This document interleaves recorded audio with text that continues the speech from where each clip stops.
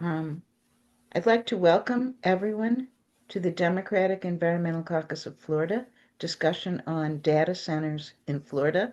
And thank you everyone on our panel and to those of you who are taking your time to be part of this event today. My name is Judy Freiberg. I'm president of the DECF. To explain a bit about caucuses in the Florida Democratic Party, we are issue-based Democratic organizations under the umbrella of the Florida Democratic Party. There are several issue-based caucuses under the FDP: Progressive Caucus, Black Caucus, Education, LGBTQ, etc. So our caucus issue is environmental, and our role is to elect Democrats who understand and commit to governing in a way that addresses the environmental and climate crisis we're facing. And that's our goal today, to offer a discussion with Democratic candidates and environmentalists so we can all learn together about the environmental issues presented by hyperscale AI data centers, how to address the issues as they arise in this election, and how to govern once elected. One housekeeping issue before we begin: as the webinar progresses, please place your comments and questions in the chat. And if you would, let us know what county you live in. If your question or comment is directed to a particular presenter, please include that in your comment. Hyperscale data centers are a critical issue not just in Florida, but in communities all over the country. They are turning out to be a galvanizing issue for Floridians, which is why we feel this is already becoming a major election issue. If you doubt that, just ask every single former city council member in Festus, Missouri, whether it is an issue that voters will prioritize. After that council voted unanimously to permit a hyperscale data center to be built there, each council member was recalled by the Festus voters. So here's our agenda today. Michelle Dietrich, chair of the DNC Council on Environmental and Climate Crisis, will give our keynote address. She will be followed by Miley Kozinski, a lifelong Wisconsin resident living in a rural area and next to a data center. Ronaldo Diaz is the former Lake Worth City Council member, the Lake Worth waterkeeper, and president of our Palm Beach County chapter. He will speak next, followed by Richard Grosso, land use and environmental lawyer and president of the Broward DECF chapter. I will speak about legislative approaches to data centers. And finally, some of our DEC members will report the status of data centers being proposed in their county. And finally, we will ask our panel to discuss the questions and comments that you pose in the chat. So first, I'm honored to introduce our keynote speaker, Michelle Dietrich. Michelle is the founder and national chair of the DNC Council on the Environment and Climate Crisis. Michelle's a national environmental advocate, a labor leader, a battleground state organizer, and former elected official. She serves as vice president of her regional AFL-CIO Labor Federation and on the national advisory boards of the Jane Fonda Climate PAC and Climate Power. She is a former Peace Corps volunteer, lives on her family farm in Michigan. Michelle has joined communities and elected officials across the United States in the fight against the consequences of data centers. Today, she will discuss how data centers are affecting communities, her experiences advocating around the United States on this issue, and give us information that can help us as we grapple with the issue here in Florida. So, Michelle, you're up, and thank you. Good evening, and thank you to the Democratic Environmental Caucus of Florida for hosting tonight's conversation, and to President Judy Freiberg for all of her incredible, wonderful work, the warm introduction, and for inviting me to participate. Yeah, my name is Michelle Dietrich, and I am the chair of the DNC Council on the Environment and Climate Crisis. And I'm here tonight because Florida is at a turning point. The hyperscale build out that has already reshaped Virginia, Georgia, Louisiana, and so many other states is now arriving in Florida. You have something, though, that these states didn't have, a chance to see what happened elsewhere and act before the worst of it lands. Um, Pardon me, I just had a technical issue there. Um, I speak with groups all over the country, rural and urban, college campuses, and county fairs. I've traveled to 16 states over the last year, red, blue, and purple. And everywhere I go, when I ask people about their environmental, economic, and job concerns, they talk about data centers and artificial intelligence. I've yet to encounter a community where members were excited or welcoming of new data centers, and that's even and especially in areas and states that initially did welcome them.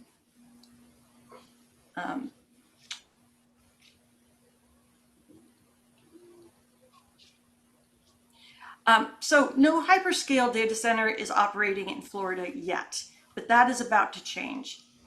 In April, Fort Meade, a Polk County, a town of 5,300, as you probably know, approved a 4 million square foot, $2.6 billion data center, roughly the size of 76 football fields.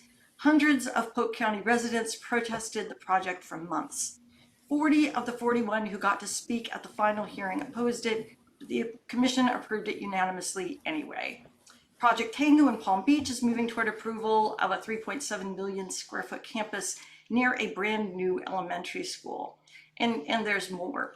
In other words, Florida is at the front edge of a wave, and you still have time, though just barely, to shape what happens next. And that's why this conversation matters so very much.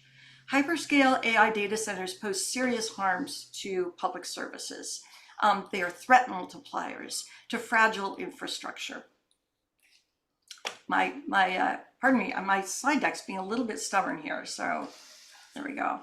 So they're incredibly rapid, resource-intensive growth backed by powerful, really, really powerful interests.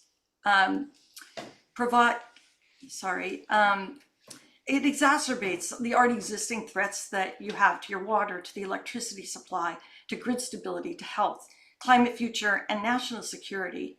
And it's absolutely critical that we ensure that every national, state, and local policy, everyone, provides measurable positive outcomes for the people of every single state and territory and for the people of the United States. And that means a sober, well-informed assessment of the harms and benefits, short-term and long-term, financial and otherwise, and the unintended consequences. It means learning from the states and the regions are already grappling with massive data center buildouts.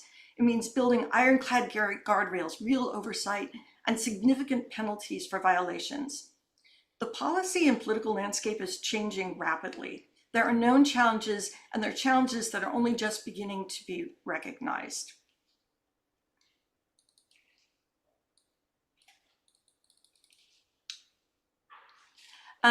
So we don't have to guess at all of what comes next because other states have already shown us. And these are some cautionary tales, I call them.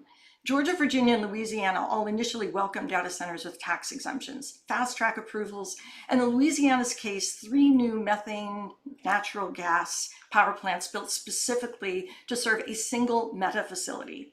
In Georgia, the regulatory structure actually allowed Georgia Power to profit from data center buildouts.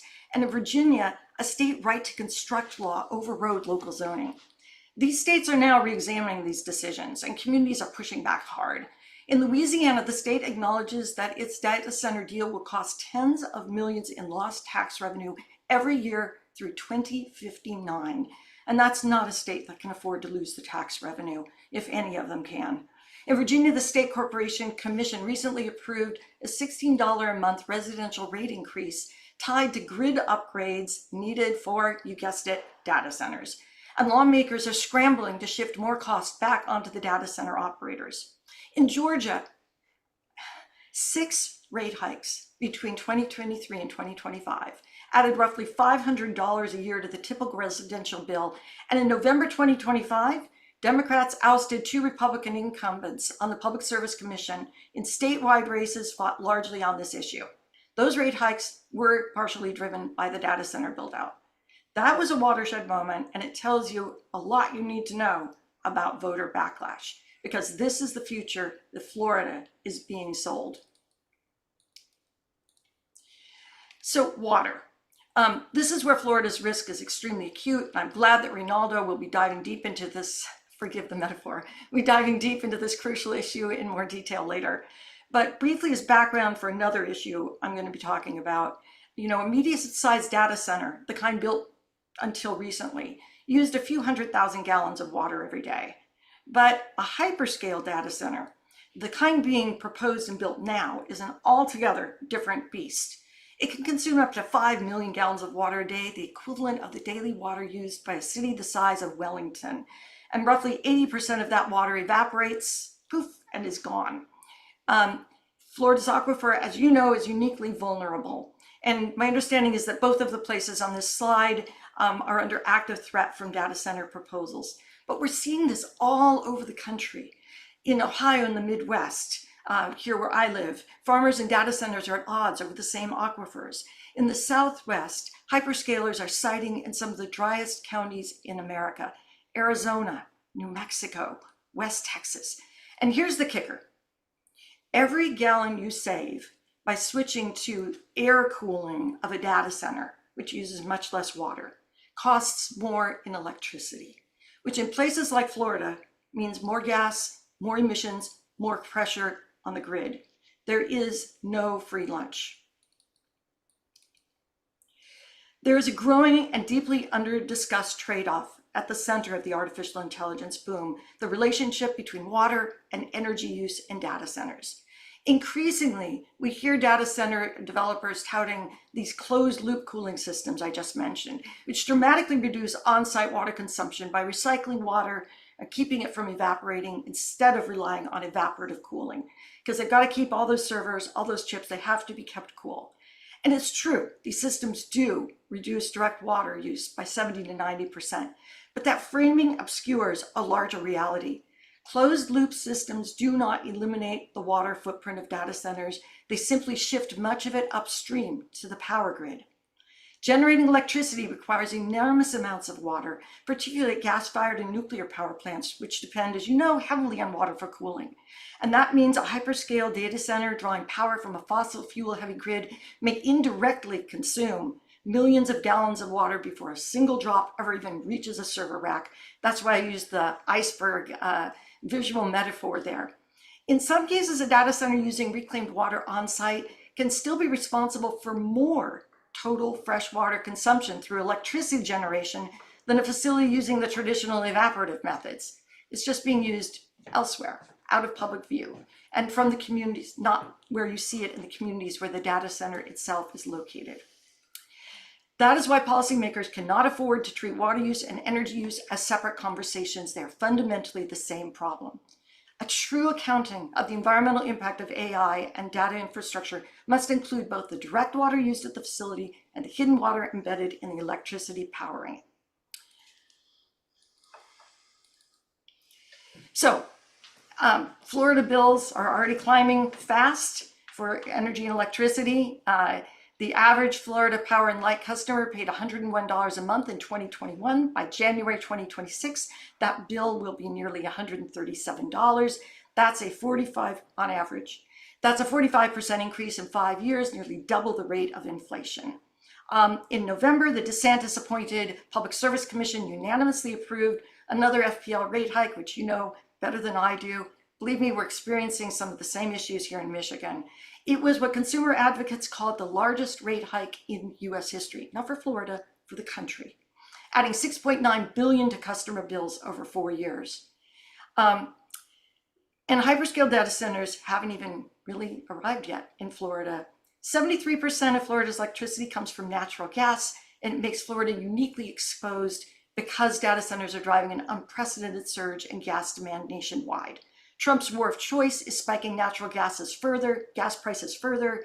Plus, new gas turbines cost 195% more than they did in 2019, which definitely outpaces inflation. Wait lists for them stretch into the 2030s. So every one of these costs flows downhill to ratepayers, and that's the real trickle-down economics. Other states show what happens next.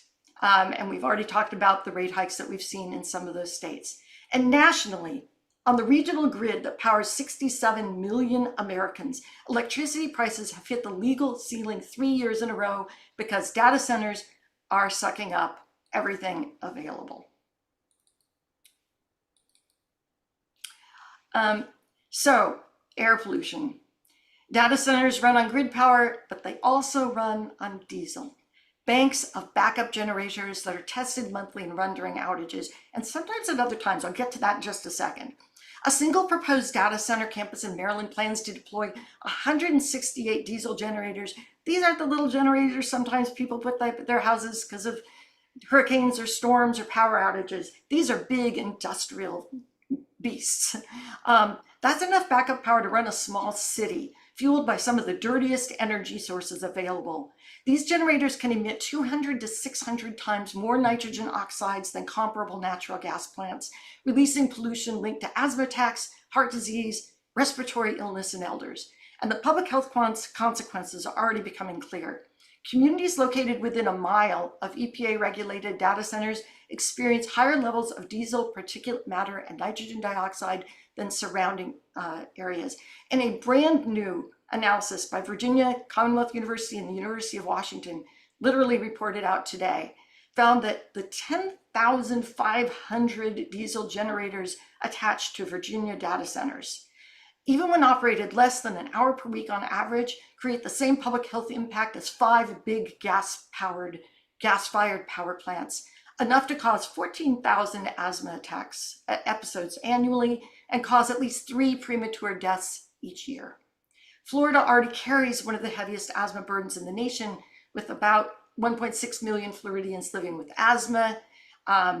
Lakeland and Polk County is one of the worst places in America to live with the disease, and yet just approved Florida's first hyperscale data center in nearby Fort Meade. It's not abstract. I've thrown a lot of numbers around. It's children struggling to breathe, teenagers unable to play sports, adults unable to garden or exercise or even take a walk. And believe me, I know this personally. I have asthma. Both of my children have asthma. There's already a cautionary tale emerging in Memphis. XAI's Colossus facility, which is aptly named, is installing more than 30 methane gas turbines, not for emergency backup, but for daily operations. The facility sits near a historically Black neighborhood that already suffers from the city's highest asthma rates. This is the model increasingly being exported across the country. Massive energy-intensive facilities paired with fossil fuel infrastructure concentrated in communities that are already overburdened by pollution and public health disparities. And there are other public health impacts, which we're not going to get into, but I will just briefly mention them in case you feel inspired to go to Google. Data centers, these are things that are just emerging. Noise from the 24/7 operation of systems that create sonic vibrations, disrupting sleep, resulting in the first class action lawsuit over data center noise filed this week here in Michigan. Amounts of heat release that are just extraordinary. A recently proposed Utah data center would release heat equivalent to that. I know it sounds unbelievable, but it's out there, it's verified. Equivalent to that from detonating more than 20 atomic bombs every day, raising temperatures for miles when we are already in an extreme heat crisis. And the fact is, data centers are disproportionately and increasingly being sited near and in Black, brown, and poor white communities. This is environmental racism, classism, pure and simple. And a question for every Democratic candidate and every voter listening is whether we let that pattern continue or whether we break it and do something different. I guess you can guess what I think we should do. Traffic. As I've traveled across the US, this was a surprise to me. I heard in community after community where there were data centers, hyperscale data centers being built, about the massive traffic and construction. These are huge complexes. Construction takes years. In northern Louisiana, where Med is building a facility the size of over 1,600 football fields, crashes have increased over 600% in the surrounding community of 3,000 people. It's happening in my own community here in Michigan. And the thing is, it overwhelms first responders, clinics, hospitals, emergency services, wrecks the roads. And guess who often ends up bearing the cost? You and me. On jobs. On college campuses across the country, I hear deep concern about, and I've been to over 2 dozen of them in the last year. I hear deep concern about AI and the job market, and data centers fuel AI. Commencement speakers praising AI are being booed, including at the University of Central Florida recently. 3 weeks ago, that was 3 weeks ago, former Google CEO Eric Schmidt was booed at the University of Arizona, and there is a reason for that. Nearly half of Gen Z job seekers believe AI has reduced the value of their college education. Stanford research confirms a 16% decline in employment over the past 3 years in the fields most exposed to AI. AI was cited as a significant contributing factor in nearly 55,000 layoffs this year. Entry-level jobs and jobs disproportionately held by women are especially vulnerable. Subsidizing data centers that fuel AI is literally subsidizing the destruction of those jobs. And climate. The planet is heating faster than any time in the last 3 million years, on track for 2.5 to 3 degrees Celsius of warming. You know this in Florida. You are on the climate front lines. Sea level rise, stronger hurricanes, saltwater intrusion, insurance markets in crisis. And without serious guardrails, the data center build out is entirely incompatible with US climate goals. Data centers alone could account for 44% of the power sector emissions of our 2035 climate target allows. To stay on track, every other sector would have to cut emissions 60% deeper.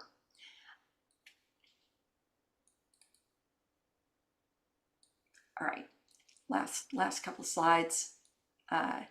So no wonder the pushback is fierce, and Florida communities are already at the front of it. Just this week, Citrus County passed a moratorium, a pause, on new data center development to give it time to draft real local regulations. Looks like Nassau County is on track to do the same in early June. And, across the country, 10 Georgia municipalities have passed moratoriums. Municipalities in at least 14 other states have done the same. Minneapolis passed one week ago today, and opposition increases with proximity to a data center. So as more are built, the opposition grows. New York's considering a sweeping statewide moratorium. Oklahoma, through a Republican state senator, is proposing the same through late 2029. What is needed is comprehensive regulatory review and a meaningful pause while we figure out what actually works. And voters are acting at the ballot box. In November, as I mentioned earlier, Georgia Democrats threw out 2 incumbent utility commissioners over rate hikes driven by data centers. First Democratic wins on that commission since the year 2000. In April in Arizona, a clean energy team slate won 5 of 7 contested seats in an Arizona Public Utility Board race, and we now have renewable energy advocates as the majority on that. Opposition is growing fast. The polling is clear. 70% of Americans say they would oppose a data center being built in their community, and nearly half of them strongly oppose it. That's an 18% jump in just 2 months, Gallup polling. Data centers are less popular than nuclear plants. Only 7% strongly favor them. So these races, some of them used to be sleepy, they're now battleground contests, and the issue is becoming important in legislative races and all kinds of races all over the country. Voters know who's on their side and who's on the side of big tech. So again, Florida has something most states don't, a public that already understands what's at stake with water, with air, with your land, with your climate. You have the chance to be the state that gets this right, not the next cautionary tale on my slides. I know that others are going to talk about Florida's SB 484. I'm going to say it's a start, but it's a start. It's a floor, not the ceiling. The decisions made in Tallahassee and county commissions in city councils over the next 18 months will shape this state for generations. So I'm grateful to be in this conversation with all of you. I'll turn it over now to the speakers who can take us deeper into the policy, law, science, and the lived experience of communities already fighting this fight. Thank you. Thank you so much, Michelle. For everybody's information, first of all, one of the speakers, one of the individuals that was in the photograph in the race that was flipped in Georgia, Dr. Alicia Johnson, is going to be the keynote speaker in our next webinar on affordability, which will be June 11th, and you will all hear about that. And for everyone's information, in the chat, we have placed a link to a longer and more complete discussion of data centers that is contained on our website as one of the issues in our DECF environmental platform.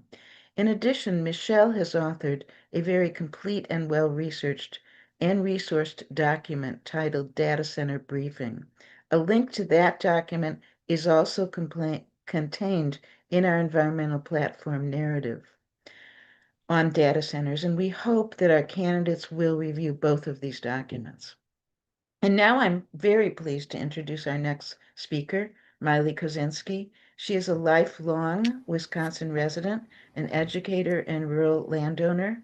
Miley lives downstream from Beaver Dam's new Meta data center and will share the consequences to her from the perspective of a rural resident living next to one, and her decision to join the national fight against the proliferation of hyperscale data centers. So Miley, thank you. Hi, good evening. Thank you for having me. I'm going to share my presentation here with you. All righty. Please let me know if you can see that okay. So I would like to start off by introducing myself. I am an educator. I've lived in Beaver Dam in the same actual neighborhood my entire life. And not long ago, I did not even know what a data center was. And here I find myself, elbows deep in all of this information. I never imagined I would end up at the Capitol speaking about them. Something started to happen on our property that I couldn't explain. And our state and states around the country are becoming more and more sought after by data centers for various reasons. And we often, the people who live closest to these projects are the first to experience the impacts, the first to have to pay the consequences, and the last to receive clear answers. So the more I tried to understand what I was going through, the more I realized how difficult it can be for ordinary residents to get clear answers when there are changes in their environment. So my family and I live in a small horse farm. We're only 1.6 miles from the Meta data center that's been constructed. What was once living fertile land where I would ride my horse is now a $1 billion construction project. What does it feel like when a massive project arrives near your home and nobody can clearly explain what is happening or who is responsible? Well, what I have learned along the way is the same questions that I have about our land are questions that every community should be asking before more projects like this are approved. You don't want what happened to me to happen to you. Like many people in rural Wisconsin and around rural areas all over this beautiful nation, we rely on the land and the water that is around us every day. One of the most important features on my property is a natural creek that runs through it. For 47 years, this beautiful creek has flowed through my property. It is up to 20 feet wide, up to 4 feet deep, and it has persisted through drought, flooding, and decades of wild Wisconsin seasons. Until recently, its flow and behavior was completely predictable. It flowed year-round, and it responded normally to rainfall and seasonal changes. When construction began upstream on the data center, something changed. The creek did not just run low, it began to stop completely. Sometimes, hours later, without rainfall, the water would return suddenly, opaque and cloudy like milk. Other times, it would rush so quickly it would cause severe erosion, eating the shoreline away over 60 inches in places and causing trees to fall. This happened over and over and over again during the entire construction season. I have spoken at Beaver Dam's, my home municipality's council several times. I've met with representative for our state, Mark Bourne, about this, as well as representatives from Meta a few times. At this point, I realized, though, that if I wanted answers, I was going to have to research and figure out the science and these policies myself. I have been spending up to 20 hours a week, and this has become like my part-time job. And this research eventually led me to share my findings at our state capitol. I'm finding things in the permitting like allowing these big projects to claim net neutral on wetland impact. Well, when you read the whole permit, that shows that they're allowed to claim that by buying credits in other counties up to 60 miles away to mitigate the damage they're doing to the wetland here on the project site. There is a great deal of people like me around the country who are starting to find one another and work together and share research and share information. And people like you here, thank you for attending.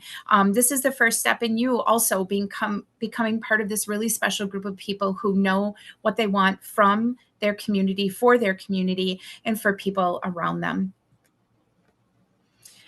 The well drilling company near us shared a concept called blast-induced hydraulic displacement. So you have to remember, when you live near a project like this, you first don't live near a data center, you live near a massive construction project. When blasting occurs, it fractures the bedrock. It can release elements that were previously contained within it into fine particles. The pressure from the blasting can push that water out of the aquifer through those fractures and natural fissures, kind of like when you drop a big rock into a puddle. As the system settles, that fine sediment can fill in the first aquifer before it has a chance to fully recharge, restricting normal groundwater flow. Over time, this can create the kind of stop and start behavior that we are seeing, while also allowing those disturbed particles to move downstream through the groundwater. And this is consistent with what we are experiencing and with what is now showing up in our own well water. Now, large projects like this involve hundreds of permits, but there just does not seem to be a system in place to make sure that those permits are being followed. The agencies there to protect us are severely understaffed and underfunded. So the burden ends up the landowner to prove that damage after it is done against billion-dollar corporations. The hydrology report arranged for us by Meta relied mainly on geosyntech consultants. So if you look at the flow chart here, both Meta and geosyntech share investors. Some engineering analysis relied on subsurface data from geotechnical firms like Terracon within the Mortensen-led construction team on this Beaver Dam project. So this means much of the information in the report from the data center corporation came from sources with financial ties to the project itself. And do we really expect a well-funded corporation to make it easy for evidence to point back to them? Recently, 2 of my neighbors have had their wells go dry, and a third has black and brown water coming out of their faucet. Landowners are trying to let everybody know that something is terribly wrong. Townships cannot say no to their land being annexed by municipalities. Because my home sits outside of the city limits, I am not represented by the city council, even though I now live next to the data center. And my local township has no jurisdiction over the data center, which is now part of the municipality.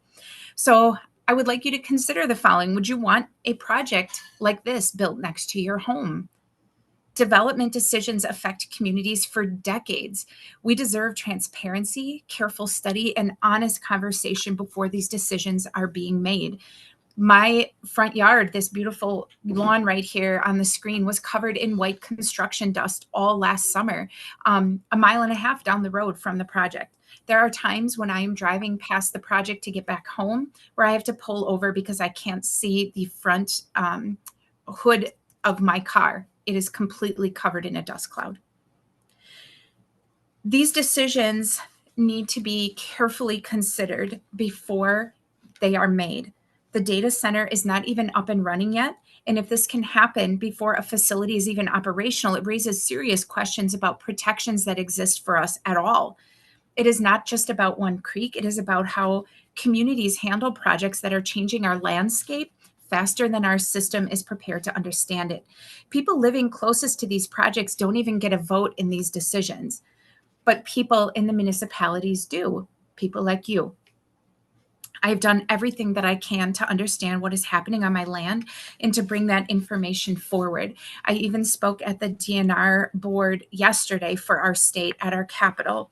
Still, over a year later, we do not have answers about what has happened to our creek.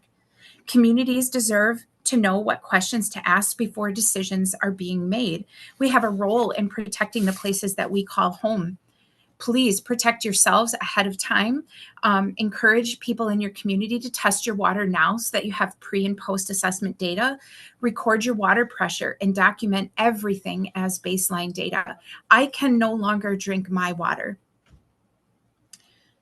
Please protect your communities. Go to those council meetings, ask questions, push back against what information is being sold to them by the tech companies that want to build near your home. Ask your council not to approve another data center and enforce strong oversight of the first ones. When these data centers come in, they take up what we have been told, they take up so much bandwidth that they require edge data centers to be also constructed nearby, so you can still all in the community run your tablets and your phones. So data centers do not bring more jobs, they bring more data centers.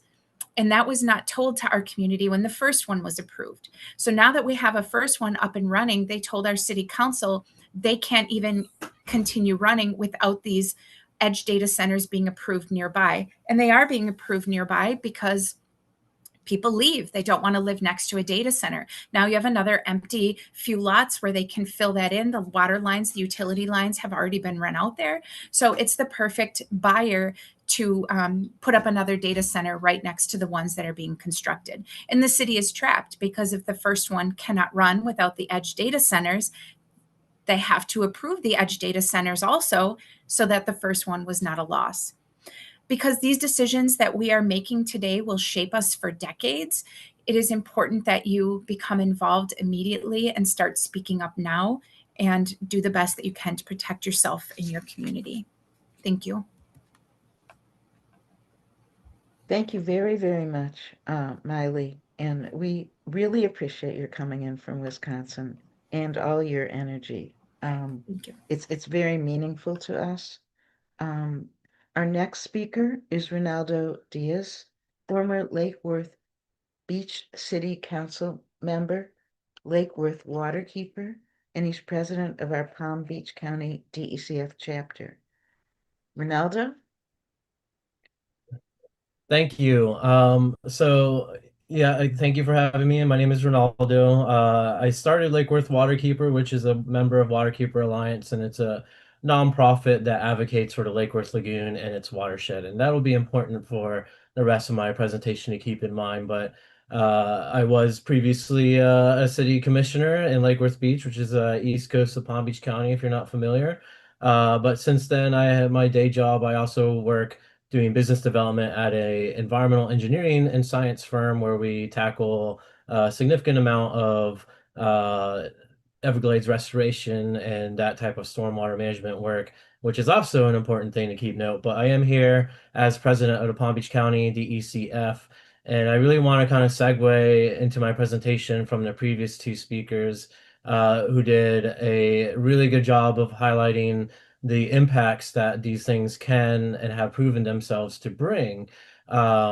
Michelle said something that really stood out to me, which was these data centers, a lot of what of these that are being proposed, the developers are often proposing things like, we're doing a closed loop system. It's green, it's better, blah, blah. And like she said, correctly so, there's no free lunch. There's often another cost of that, right? That's the classic Florida developer, or probably developer anywhere in the country, which is, you can trust me, I found a better way that's totally not going to screw you over. And 9 times out of 10, the community is the one who suffers. And it reminds me of before this life, when I was young and a wildlife guide, I worked on a dive boat. And I know sounds like a weird analogy, but when we would train new people to work on our boat, it would be, people are intimidated at fixing engines, right? We used to say, well, diesel engines are really simple machines. All they need is fuel and air. That's how they generate power. And they need water. That's how they cool off. Well, AI data centers are very similar to that in concept. And just like a diesel boat engine, the larger the engine, the more of those things are needed to keep it running. Except this is obviously a much greater scale with far more tremendous risk, to environment. And also, I want you to keep in mind, as they say in real estate, location is everything. So since these data centers need a significant amount of resources, and they also need, they need a large space. They need ideally lower cost of that real estate. They need a lot of water and they need a lot of power. With that in mind, in your communities, you can almost, if you know the landscape of your community, you can almost pinpoint where these things are going to be targeted because you need those ingredients uh, to get a data center to function. And I'm going to start sharing my screen here. So you need those ingredients to function. One of the things that has always stood out to me is there's no end to this scale. It's really incredible. I'm not an engineer, I'm a policy person, I'm a business person, like I said.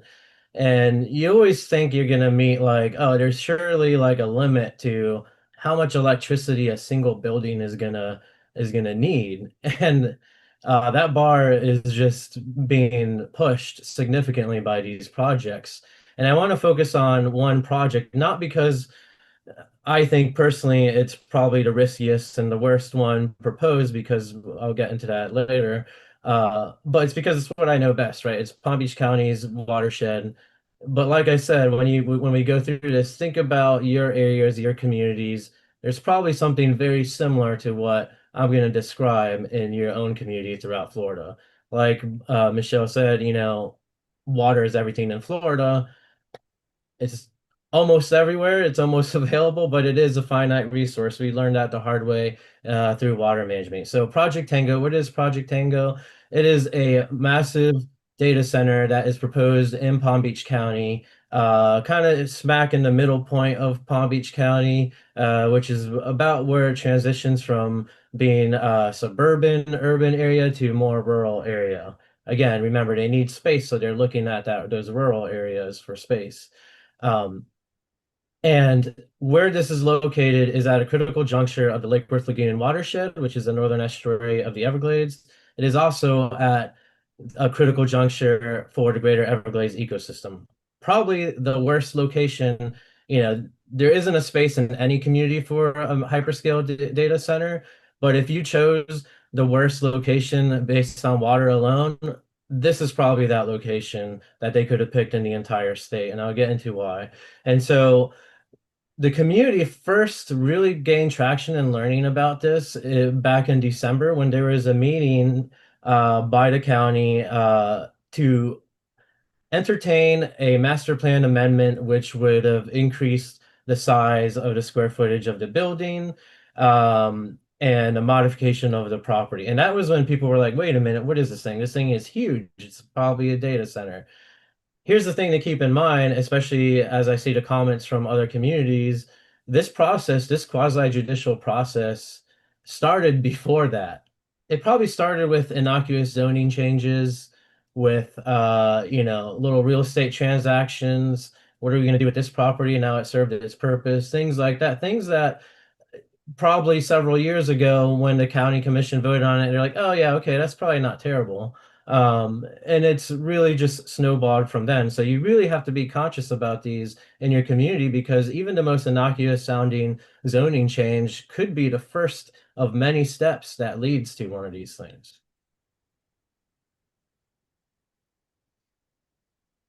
So I like to think in things in terms of systems theory. So we're going to start with a kind of a high level view of the greater Everglades ecosystem, and that will give you an understanding of what I mean by the profound impact of this.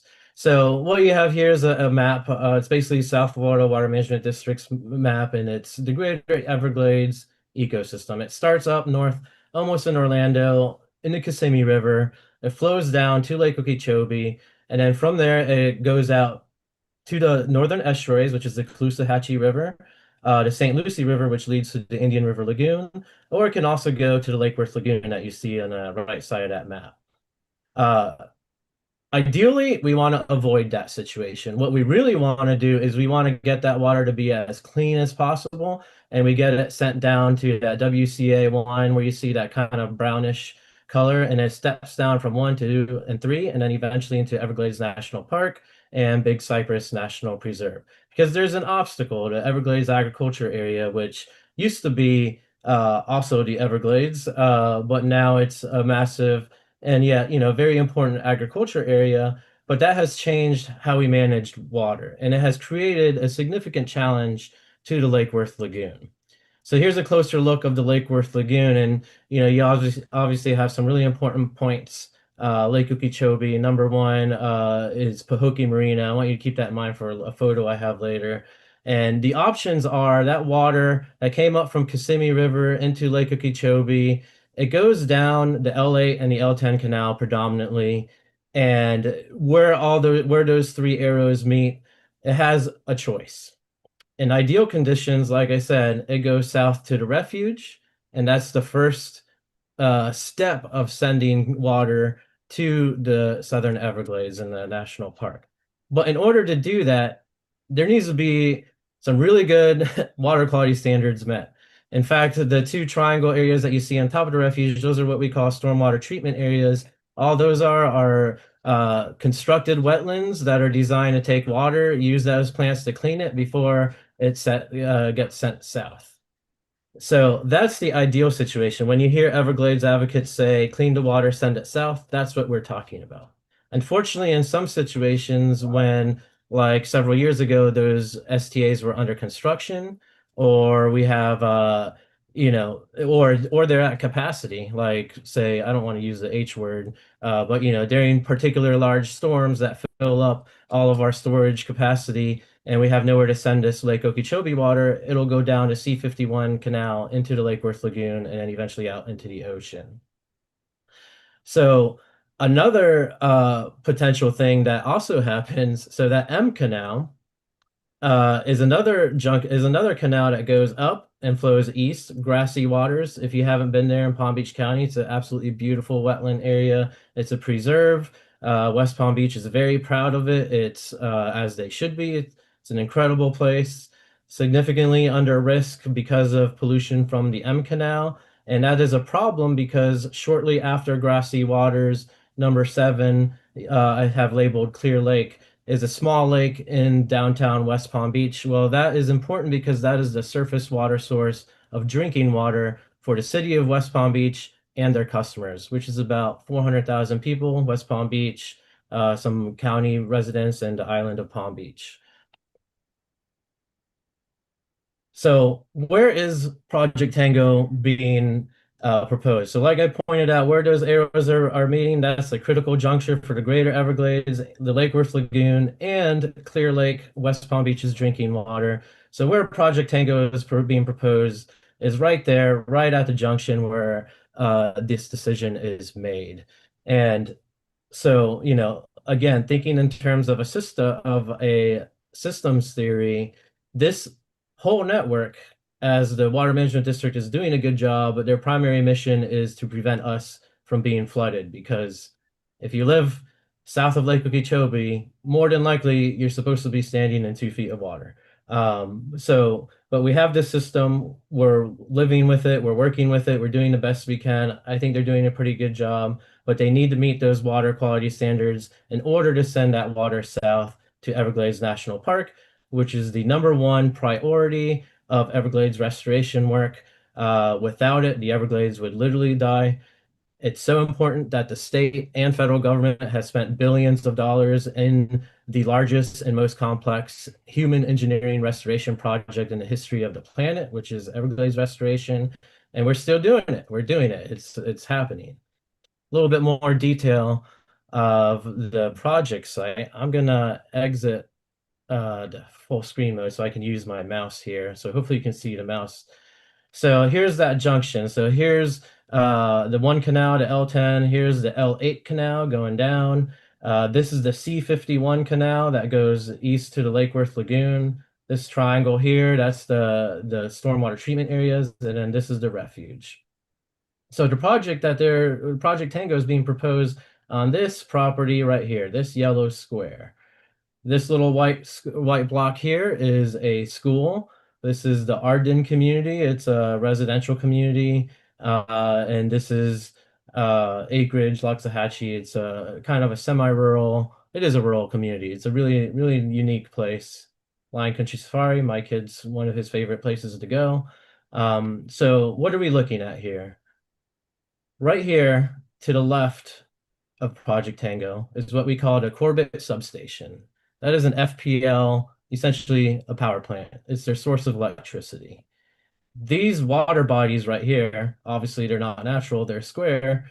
So this used to be a rock mine. You know, if you ever had cement or limestone, this is one of the sources of where it came from. When that mine reached the end of its life, they could no longer mine any more material.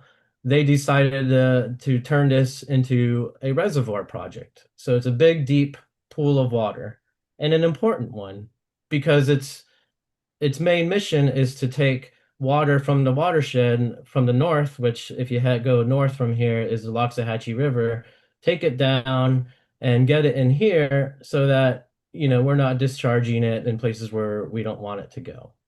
This canal right here, that's the L Lake Canal. And right here at this junction, that's the M Canal that I pointed out goes straight to West Palm Beach's drinking water source.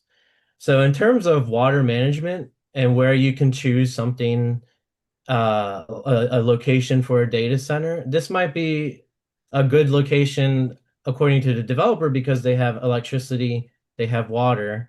But for the community, for the Everglades, for the people who drink West Palm Beach water, this is an extremely risky place because it's right at that critical juncture. We need that water as much as possible to be clean and go south.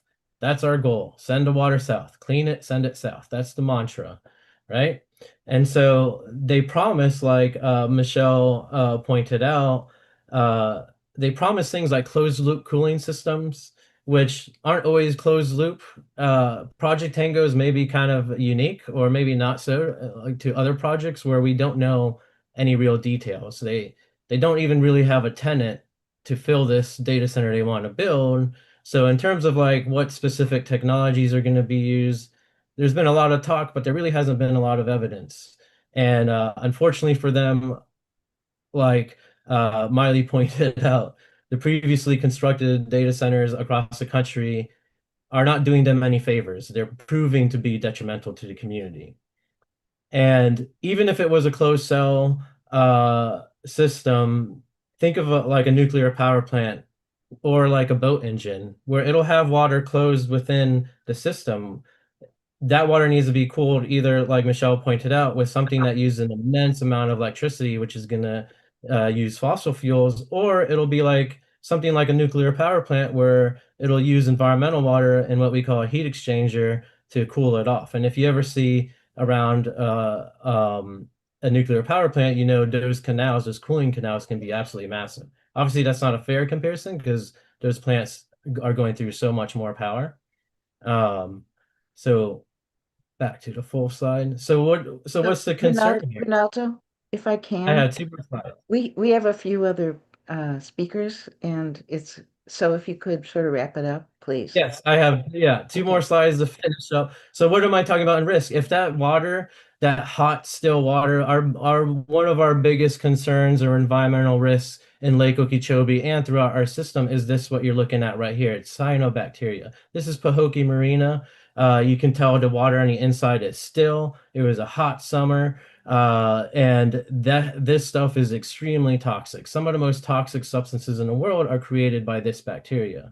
It's linked to neurodegenerative diseases like Alzheimer's and Parkinson's. And in that same year, this is the M Canal that I photographed, bright green with cyanobacteria. And this is the year that that water made it to Clear Lake, and the residents of West Palm Beach and the island of Palm Beach, nearly 400,000 people, couldn't drink their water for a week because it was contaminated with cyanobacteria. So the end result, when it comes to water, you want to think about what's the effects downstream, riparian effects, we can have a whole webinar on the difference between riparian and prior appropriation. But luckily in Florida, we care about what happens downstream. And that is something really to consider and look for in your community regarding water use by these data centers.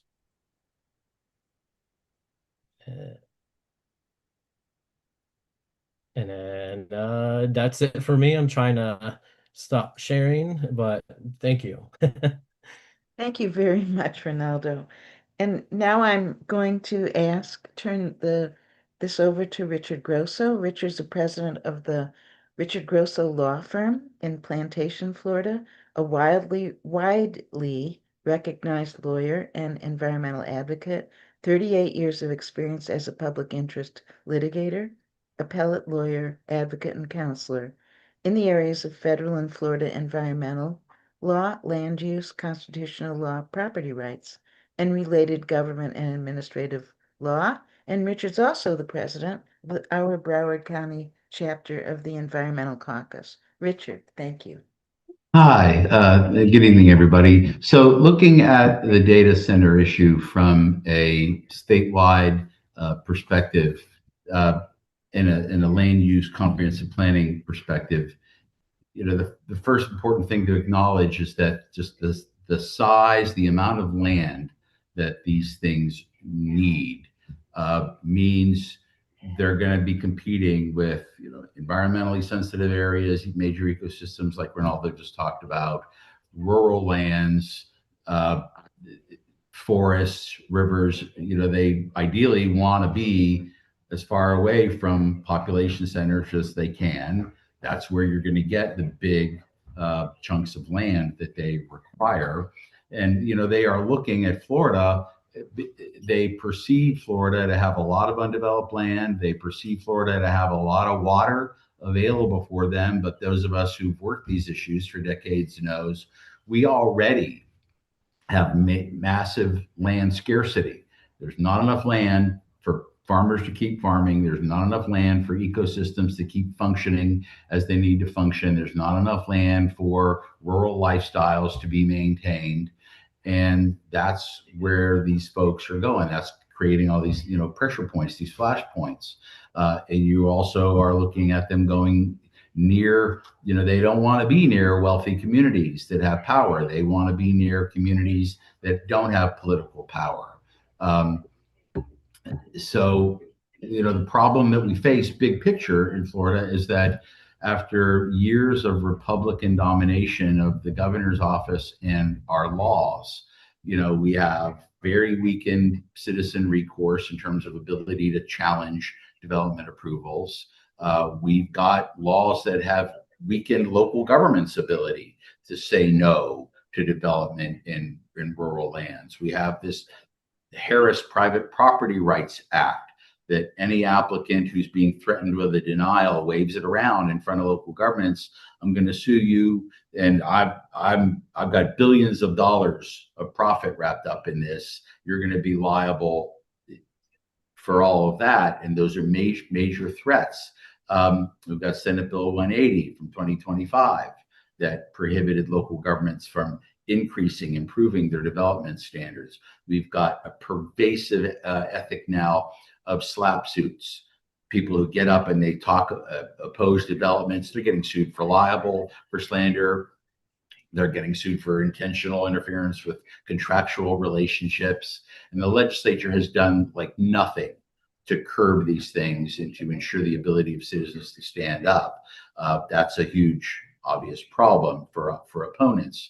The good news on that front, I think, is that already, even before data centers became a big focal point, overdevelopment in Florida has drawn major bipartisan ire of citizens and local county commissions. When you add to that the whole AI jobs concern, the whole AI privacy concern, where you've got people across the political spectrum, including at the very right end of the political spectrum, who are now opponents of AI centers. So politically, that's a big help. The Senate bill that was passed just this past session, Senate Bill 484, was a strong indicator of that. we have limited local government's ability consistently to deny development approvals over the last few years. But just last session, a few weeks ago, the legislature wrote a law that maintained the ability of local governments to engage in land use planning and development planning relative to data centers. That's the one shining thing as compared to everything else the local governments are not allowed to do anymore. They can regulate AI data centers. And so, my big advice there is for local governments to pounce on that, immediately enact the moratorium so we've got time to fix our laws and have them ready to deal with data centers, or to strictly regulate where they can go, how big they can go. On that issue, development codes, and this is playing out in the Tango project that Ronaldo was talking about, development codes throughout Florida that authorize industrial type of land uses, they just weren't written for this. Data centers are a very different animal with completely off the charts impacts and effects compared to your typical industrial center that tends to be allowed throughout the state in these rural agricultural types of areas. But what we're seeing now is that they're not fitting well into the definitions across the state of what constitutes an industrial or a public service type of facility. And so the other thing I recommend strongly that local governments ought to be doing under the strength of this new law is enact a moratorium. Don't allow them you can do things to make yourself ready for them, like designate very specific areas. The data centers can only go here, can't go anywhere else, and very strict rules about the environmental issues that Ronaldo and other people have talked about. And so I think that in a nutshell is what we need to do. There's been a rare crack opened by the legislature that has allowed local governments to do this. But the other side of the coin that we need to prevent is that these things are going to come with bogus, massive claims about job creation and economic activity and national security and all the other great things. And they'll be pointing out that probably at least one person today used AI to help do some research or prepare for their talk tonight. I didn't, but there's going to be a lot of pressure on local commissioners to approve these for all the same kind of reasons, only amplified, that they've been, bullying local governments to approve things for the last several decades. So that's how I see the current landscape of land use planning and zoning and development decisions here. They're gonna want to bully local governments, even the last thing I'll say, even local governments that might be inclined to want to oppose data centers. A lot of them are really small local governments. They don't have a lot of money. And it's really easy for these companies to come in with $1,000 an hour lawyers and say, we're going to sue the pants off you if you don't approve these things. And even the fact of a successful defense of those bogus lawsuits is going to cause a lot of local governments to say, we can't afford even to pay the lawyers to defend ourselves. And so they might cave in. But we got to capitalize on the political pressure that's out there against these things and use that. So that's my take on it. And I'd like to turn it over now to Judy Freiberg. Judy is our president of our statewide caucus. She's the president of the Collier County Democratic Environmental Caucus. She's a retired attorney, worked with legal aid in the St. Louis area, has been the managing attorney for 3 law offices that served UAW members. She's also a precinct leader in the Collier County Democratic Party. She serves as the state committee woman representing Collier Dems in the Florida Democratic Party. She has shown herself to me to be a really quick study on environmental issues, and she's doing a great job leading our caucus. I'm really proud to introduce my friend Judy Freiberg. Thank you very much. So the good news is that Michelle and Richard covered a lot of what I was going to say. And so I'm going to just really quickly do one thing and then go back to some of my remarks. And here's what I want to do, because I know some people only really wanted to be with us for an hour. So I'm going to give my closing remarks now and then go back to my other remarks, and that's this. I think that this has been a lot of material for people to absorb.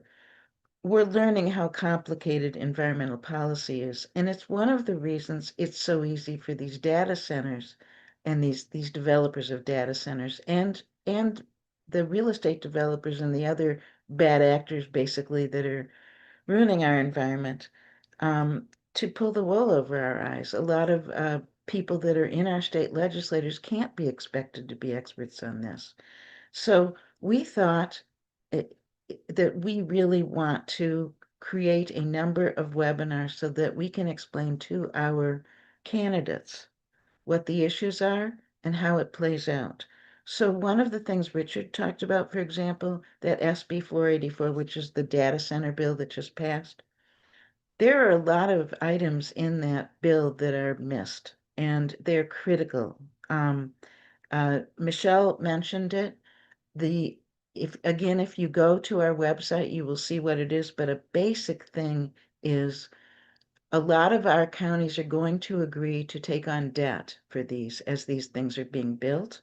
And that means somebody has to pay it back. And I guarantee you the way our counties work, it will come into your rates. That's what's going to happen. So I think that a lot of these centers are going to fail. And then we're going to wind up cleaning up the mess, which is going to be a lot of pollution, not to mention the buildings and so forth that they have built. Um, and please do remember that some of these centers emit forever chemicals. So it's going to be very difficult to remediate these. And we're going to be stuck with it, the taxpayers. And that is one of the things that really concerns me. So I want our candidates who are listening to this to please consider talking to us when these bills are being introduced. You now know Michelle. You now know Ronaldo, you know Richard, you know me. We are happy to talk to you about these bills being introduced, what they do, what they promise. And you know one of the strategies of the Republicans is to say that a bill is going to do something wonderful, and it actually does the opposite. So that is my big message on that part of it. What I'd like to see is people on this call help us with some of the strategies we think we can conduct now to get some of these moratoriums to happen. Kim is putting in the chat, and Kim is our wonderful communications chair for the state. She's putting in the chat. If you want to help with that, fill out the volunteer form, please. When you say somebody asked in the chat, is the DECF partnering with somebody? We're a volunteer organization. We'd love to partner with everybody. We only have so much energy, so the more people that do a little bit, the more we can get done. I would love to see all of our chapters introduce resolutions and push for our local governments to pass a moratorium. Kim's going to talk about that in a little bit because I think that happened in Jackson County, maybe. Um, and so I would love to see that kind of activity be conducted out of our chapters. So before you go, there are a bunch of events coming up. And as I said, on June 1st, we're going to have a conversation with Alex Vindman. That will be our fourth conversation where we talk to the statewide candidates. We're going to have another webinar on June 11th. That's another one that Michelle is co-sponsoring with us on affordability and environmental issues. Two more webinars will be scheduled this summer. One on overdevelopment that Kim and I are working on. And another is going to be one of the issues that I think we all need to talk about as Democrat over the next 3 years, and that is what do we need to do to get our money out of politics, to get money out of our governments, to get money out of all these decisions where they have so much power and we have so little. What do we need to do to restore our democracy? We're not going to fight climate change if we can't do that. And so we are going to have really attempt to do US webinar on this issue and get that conversation started now so that when we take our government back in 2029, we know exactly what we're going to do. Getting back to what I was going to talk about, it is that with respect to the data center issue. Our state and federal candidates should be thinking about what is the policy that we want our information and AI data US infrastructure. How do we want that to look in 2029 when we take back our government? The reason I'm saying that is because it is obvious to everybody that the loss of control over our information and data system to these monopolies, a few high-tech companies, where the decisions are made by profit and not by people, that's a huge mistake.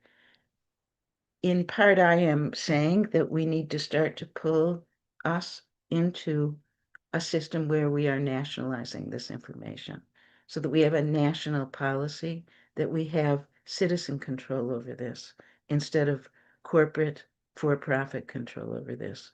I think a lot of people are rallying around these AI data centers because they understand the threat to our democracy by for-profit companies owning our information and data.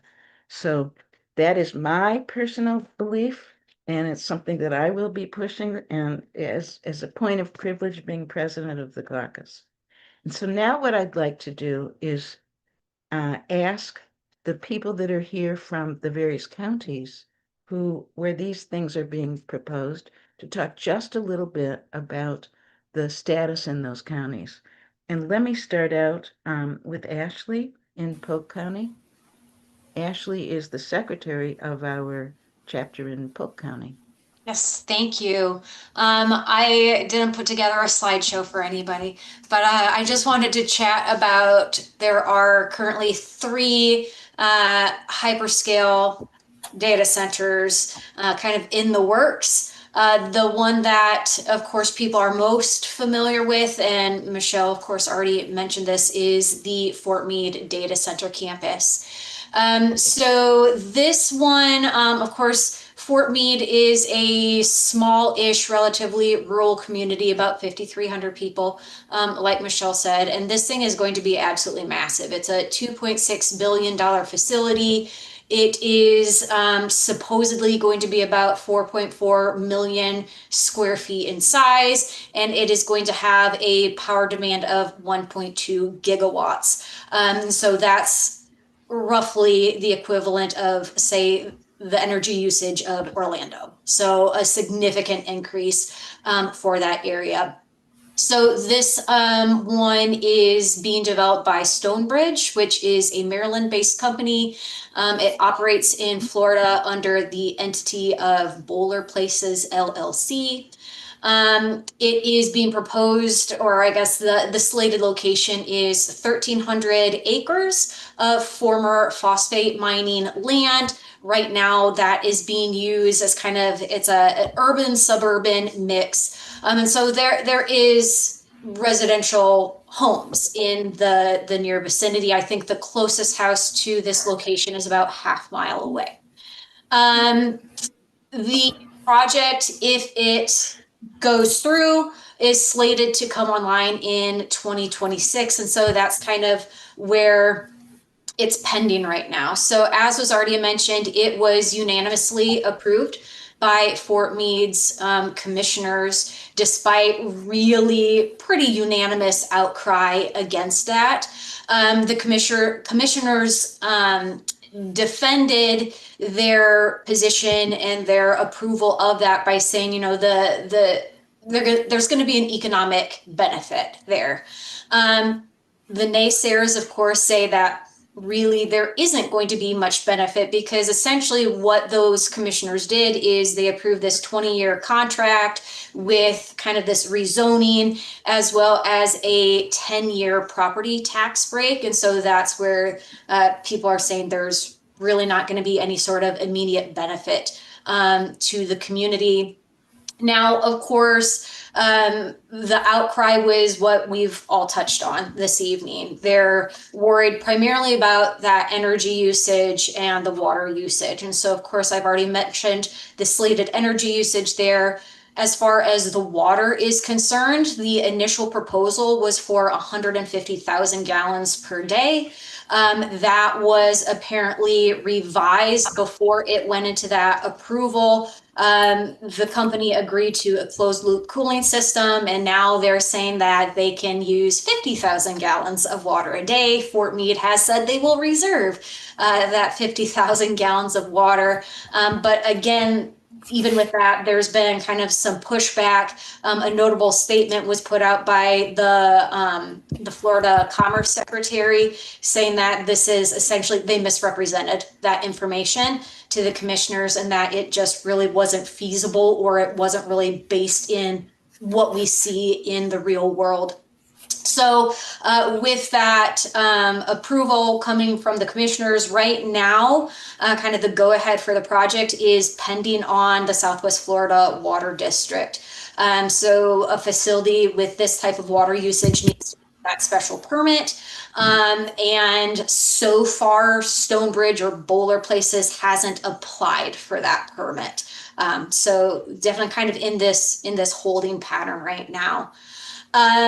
The next one that people may be a little bit more familiar with is going to be the Cielo Haines City data center. So that one is being proposed by Cielo Digital Infrastructures. It sounds like it's going to be very similar to data centers that they've built already in Virginia, South Carolina. So this one is going to supposedly sit on about 74 acres of land. I have not been able to find where this location might be because it's still in these preliminary phases. But that one is supposedly going to be a 300 megawatt facility. So again, kind of in line with what they've done elsewhere. And so again, just really early phase for that project. The third one, actually, I just learned about a few hours ago, and that is Project Swan here in Lakeland, where I'm actually at. So this one is being proposed by Ryan Companies US Inc., which is out of Tampa. And so they are hoping to do some sort of cloud computing, maybe some AI in this one. They have only applied for kind of a concept plan review with the city, but what information they have released thus far is that it is going to be a 600,000 square foot facility on 60.5 acres of land. That land has been purchased. It is in West Lakeland. It's undeveloped, but I will say that the proximity, and I actually used to live fairly close to where this is being proposed to be built. It's a very low income or a relatively low income area. They have nothing released about energy or water usage. And so that's just kind of where that one is. So again, just it hasn't even been brought to the commissioners yet, but they have applied for this concept review.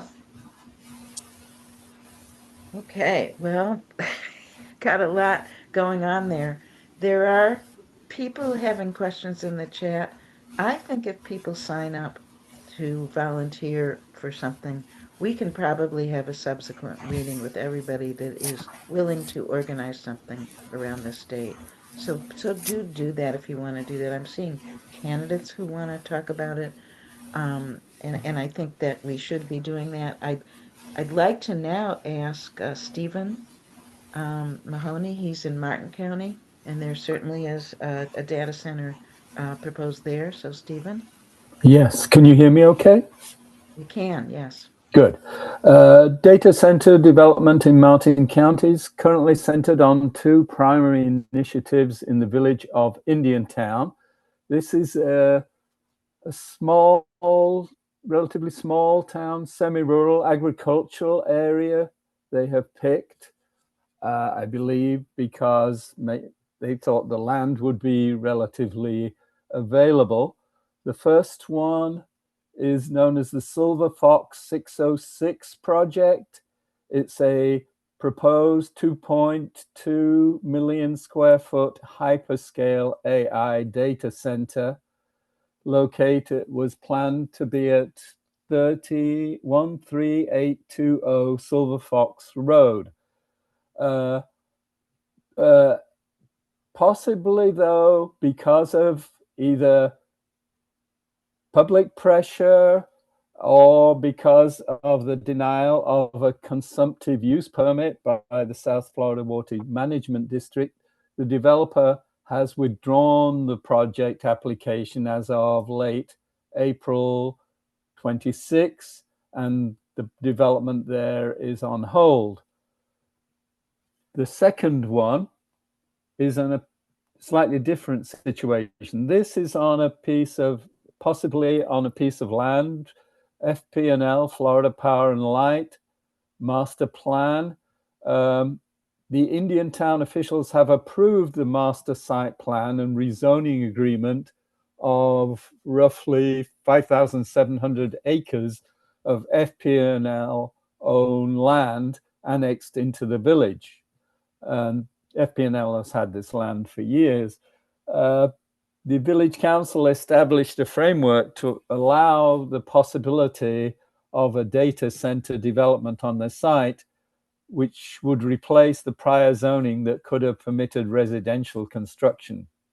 FP&L has not formally announced specific data center plans for the property, but the zoning permit will allow them. And at this point, that's it for Martin County. But thank you. Thank you very much. We had some other counties we wanted to talk about, but due to the late time, I think we won't do that. I do want to go into the chat and go over some of the stuff that we're talking about. But before we do that, Kim became aware of some counties where people sort of prophylactically introduced a proposal to call a moratorium in that county before anything's, I believe. So Kim, do you want to talk about that a little bit? And as I said, Kim is on the board of the Broward chapter and also our communications chair at the state level. Hi, yeah, I think we're gonna take questions from the chat in just a second, and I just wanted to talk briefly or just announce to everybody that Jackson County recently put a moratorium, so did Citrus County. There are some rumblings about it. There being data centers in Alachua County and Pinellas. So someone in the chat I saw said there might be one going in Arcadia. So yeah, those are just a couple that are on our radar and to take a closer look at. So why don't we go to Okay. questions now? Okay, we'll do that. And just so you know, I saw that a moratorium a proposal is being proposed in Pasco County. So I think it will be interesting to try to do that in our counties ahead of these. Okay, let's start with with some of these questions. We've got a lot of people in different counties, which is nice. So a lot of people are asking if the meeting will be published somewhere for people that couldn't make it. It will be on our YouTube channel, and we will also put it on our Facebook page, right, Kim? Yeah, it's on YouTube now. I'll put it in the chat so you can rewatch this later. Okay, and send the link to anybody else who wants to watch it. Okay, let's go in here. Here's something, a Tampa area developer's proposing a hyperscale center, 600,000 square feet on 60 acres near Old Tampa Highway. Catherine Walden's here, PBC Commission candidate for District 6, which is nice. A lot of candidates are here, which we love. Let's see.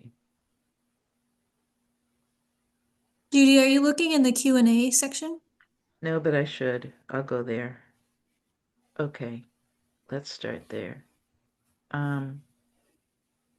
There are talks to bring a data center to Escambia County. We have a protest plan for this Sunday. Okay, this is good. Is there anything you can recommend? Really go to that what we just put on our website on data centers. Go to and because there's a lot that you can use in that document. I think Ronaldo talked about and Michelle also talked about the promises they make that this is really clean. They have a new system, and both of them also explained why it's not clean. The less water you use, as Michelle's going to have to correct me on this, the more energy you use. And in the um, in what we just posted, the environmental platform, if you scroll down, you'll see a lot of Facebook links to people talking about what's going on in their county and the consequences to them personally. There's one link that where a woman brings people into her house, and I thought it was maybe in Georgia. I'm not sure which state it is, but she shows no water pressure in her faucet, and the little water that is coming out is full of pollution. They feel they have to move.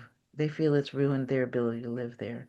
That's what's happening. And I think that's the kind, if I was talking, that's the kind of um, advocacy that I would be doing. Does anyone else? Michelle, you might have some ideas about advocating in county meetings. I just wanted to recommend something I put into the chat. The Okay. Kairos Foundation has an organizer's guide that has been built out of the lived experiences of people who've already been fighting these things, the hyperscale data centers. I linked to it in the chat. It has a lot of great ideas, how to write an op-ed about this, what to focus on in town halls. They even have a hotline for advice. So I recommend them very highly. I also want to say that if there is like one person or two or three people from a particular community organization that would like to get linked into the national effort, there's a national signal group that's vetted for obvious reasons. I put in my email address. Please don't hesitate to reach out and I'll see if I can get you connected.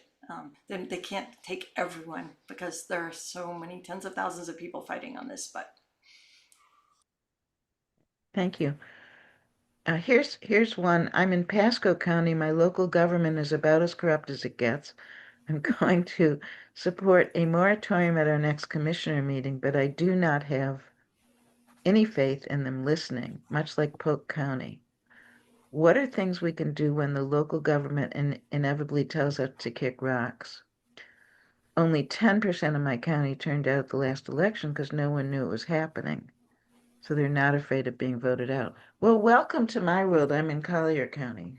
We can't even find anyone to run for commissioner.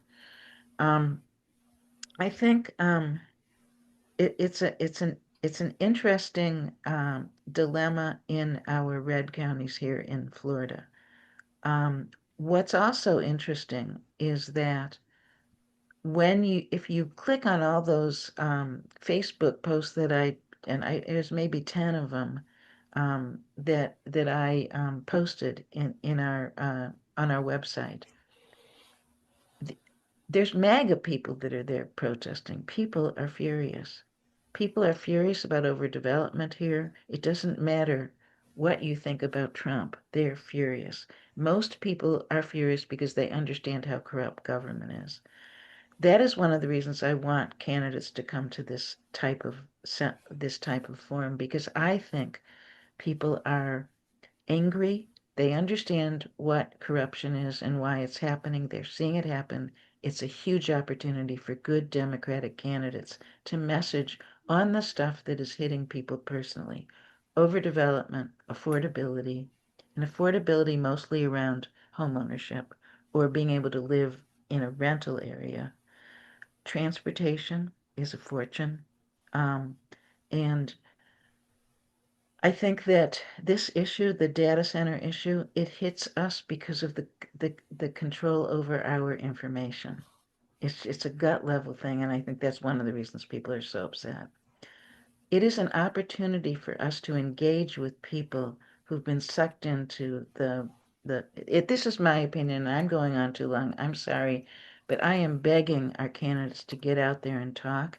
This would be a great opportunity for candidates, our DECF, our DECs, to propose a moratorium on these centers, raise it, go down there, candidates speak, you'll get lots of visibility, and lots of people will appreciate what you're doing. That's my take on it.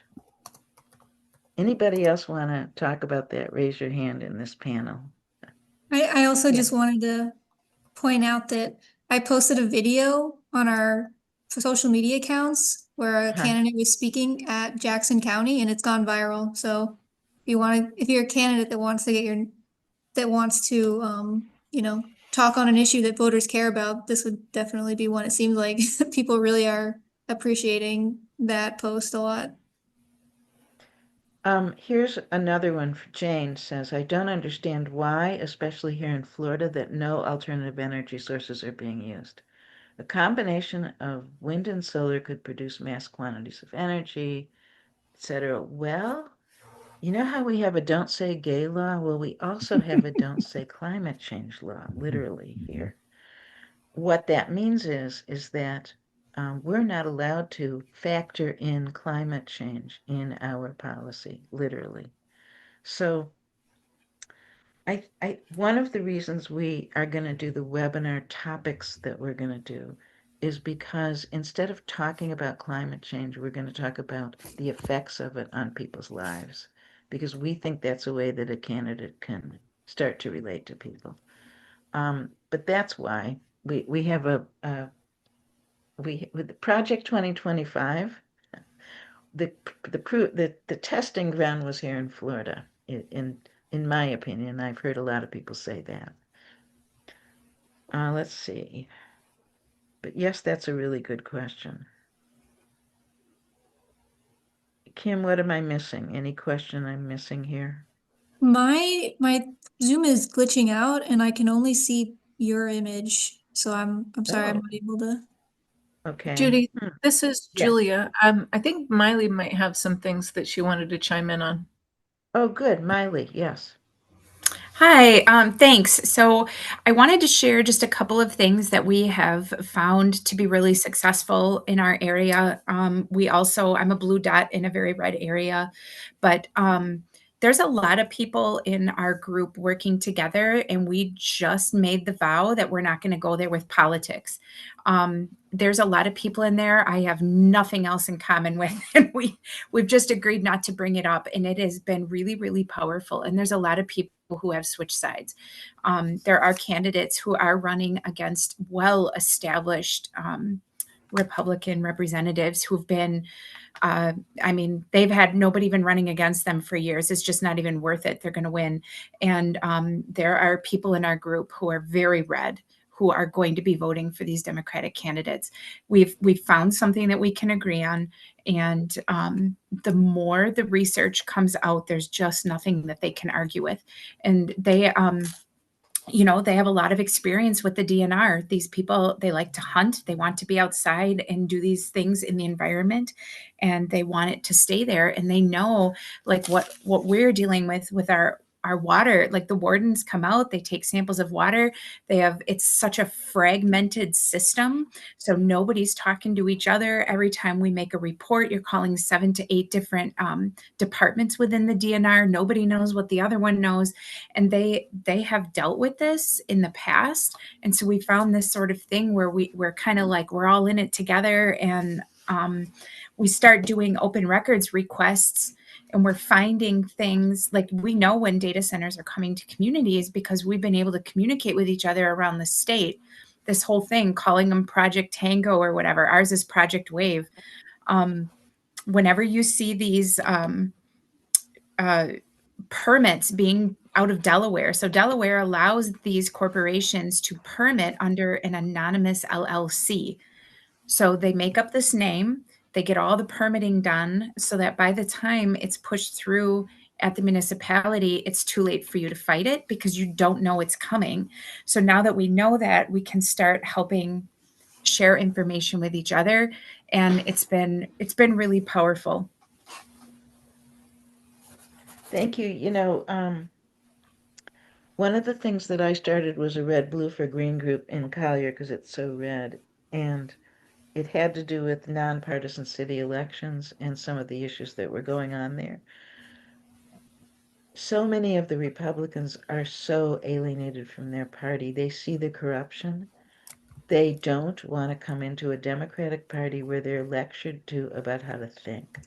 And so one of the things I realized was I have so much in common on the issues with these people.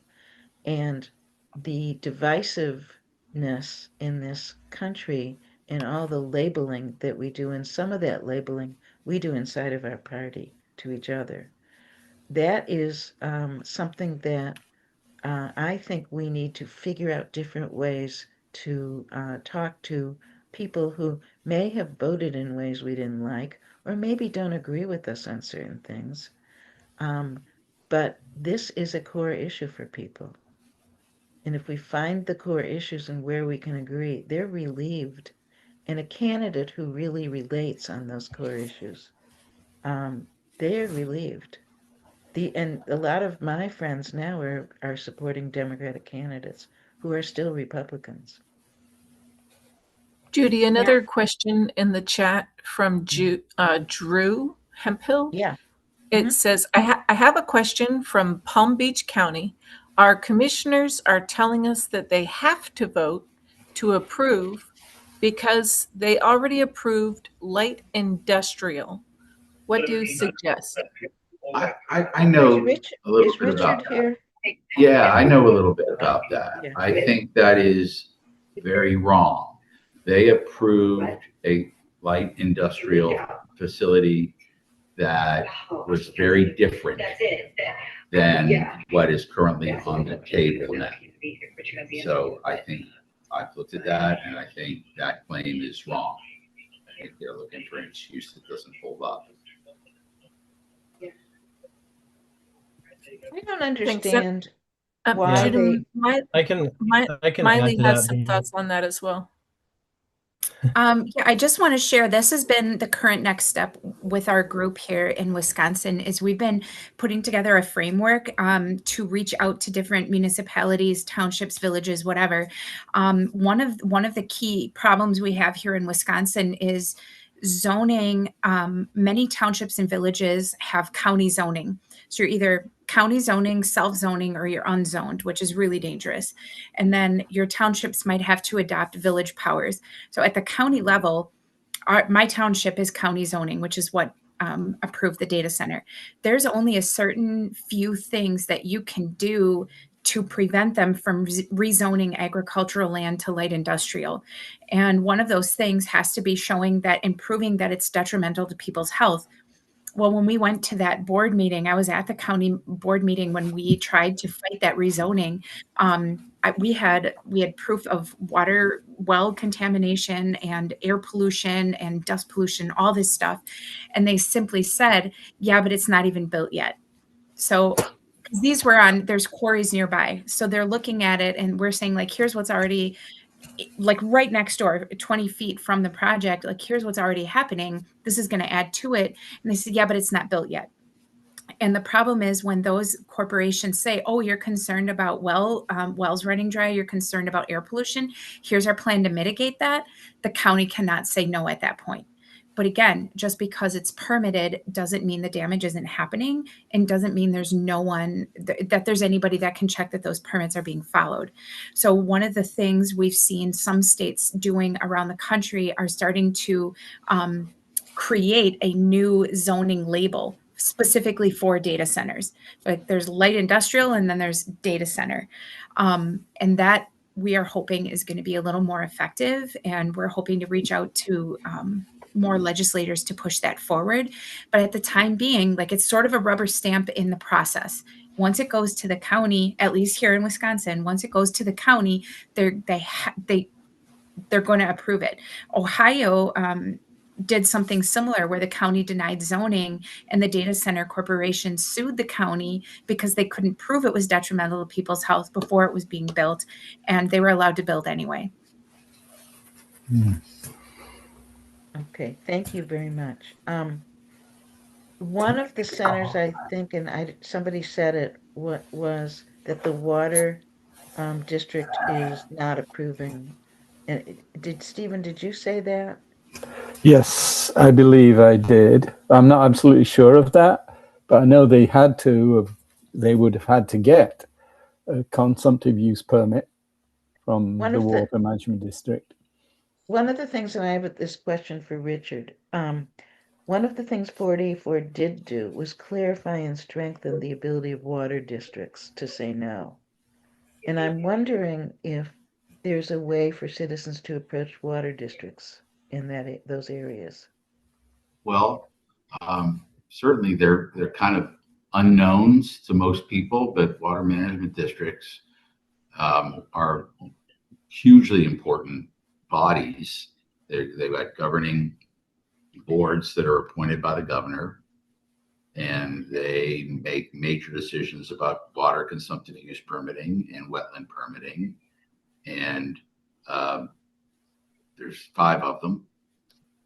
And so, yes, is a short answer. They should be a focal point of advocacy. I mean, there's clear standards in there that they put in that bill on requirements that the water district make certain findings before they approve it. The problem is, and Richard touched on this, is that if the water districts don't do that, I don't know. Florida's really good about not enforcing anything. And one of the problems with a lot of our statutes that get written is they say, we're not going to let you, for example, raise rates and put those rates on consumers. But it's the Public Service Commission, I would imagine, that enforces that statute.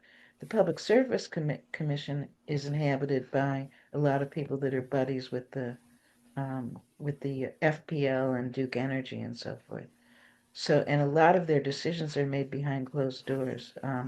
So it really will take a Democratic governor to undo that, a Democratic governor who will undo that. So this is one of the reasons I want to have these discussions with candidates, because a lot of times we don't really understand what's in these statutes.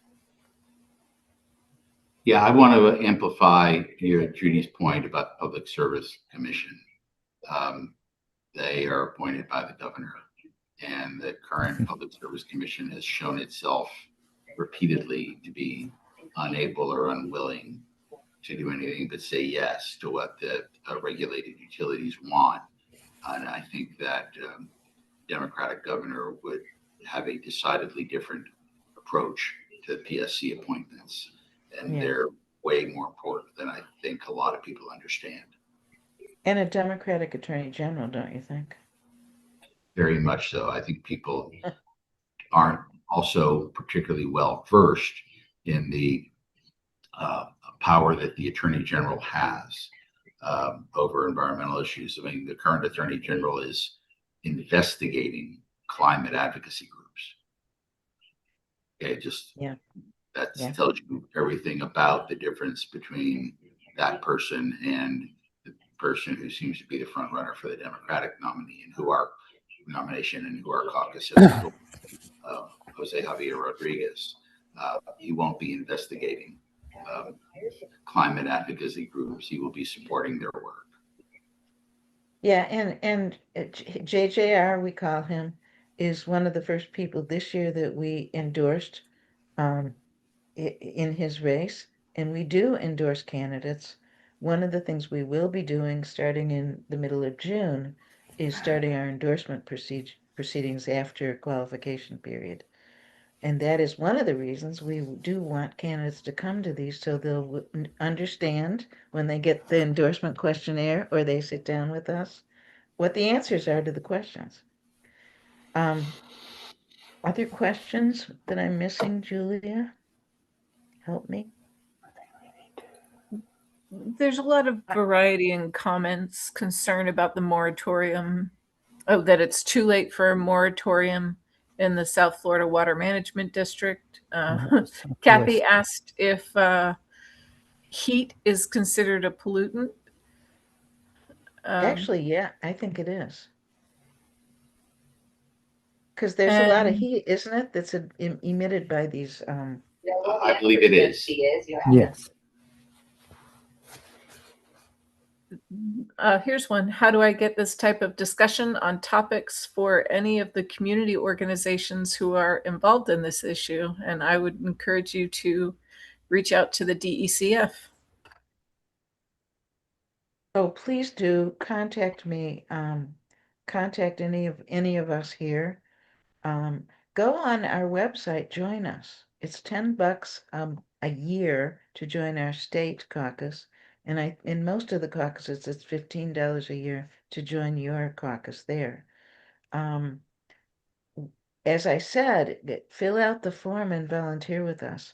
One thing I would consider doing, and I might try to do it in our county, is show this film and bring popcorn. Bring everybody and show it and have a discussion about what we can do in Collier County. We'll get Miley to come and talk.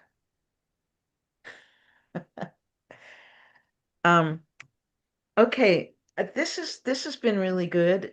Thank you all for hanging in there with us. Because it has been a lot of detail and I really appreciate you coming in. Again, do join us. Look, and we will make sure that everybody on this call gets our newsletters. And then if you don't want to get them, you can undo it. But you can get our newsletter so you can know what's coming up in our webinars and our endorsement process. And we look forward to working with the DECs in the summer and in the fall to get our candidates elected.